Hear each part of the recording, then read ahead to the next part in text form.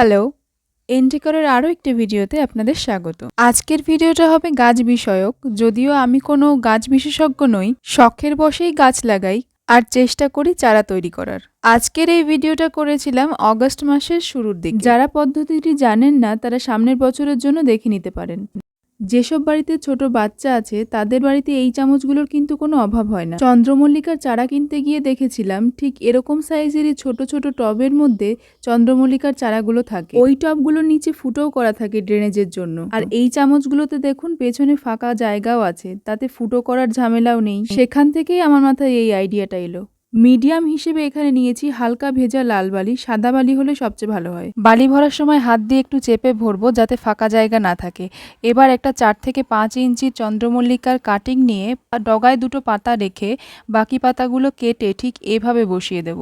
বসানোর পর গোড়াটা অবশ্যই হাত দিয়ে ভালো করে চেপে দেব যাতে শেকড় না বেরোনো পর্যন্ত এর গোড়া না নড়ে। গোড়া নড়ে গেলে কাটিং বাঁচার সম্ভাবনা খুব কম। আলাদাভাবে জল দিতে গেলে গোড়া নড়ে যেতে পারে, তাই এরকম একটা ট্রের মধ্যে নিয়ে জল দিয়ে দেব।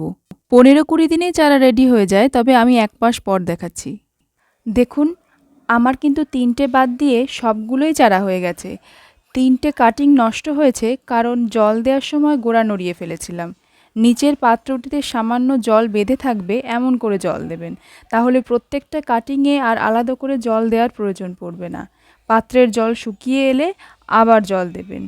এইভাবে আপনি 100% সফলতা পেতে পারেন। এবার এই চারাগুলোকে ওয়েল ড্রেনেজড টবে অথবা মাটিতে পুঁতে দিলেই হবে। শুধু শীতের আগ পর্যন্ত মাথা পিঞ্চিং করে যেতে হবে।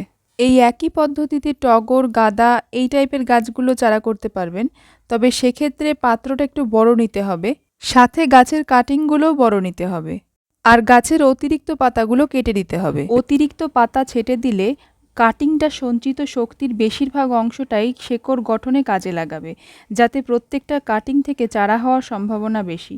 অনেকেই হয়তো বলবেন ডিরেক্ট মাটিতে লাগালেই তো হয়, কিন্তু আমার বাড়িতে শামুকের উপদ্রব খুব বেশি, আর অনেক সময় মাটিতে লাগালে শেকড় বেরোনোর আগেই গোড়া পচে যাওয়ার সম্ভাবনা থাকে, তাই আমি এভাবেই চারা করি। কিছুদিন আগে ওই একই বালিতে ড্রাগন ফলের বীজ দিয়েছিলাম, দেখুন চারা হয়ে গেছে।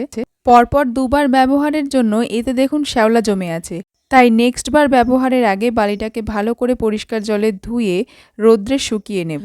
বিশেষজ্ঞরা ফাঙ্গিসাইডের কথা বলেন, কিন্তু আমি কখনো সেটা ব্যবহার করিনি। আজকের এই ভিডিওটি যদি আপনাদের ভালো লাগে প্লিজ লাইক, শেয়ার এবং কমেন্ট করতে ভুলবেন না।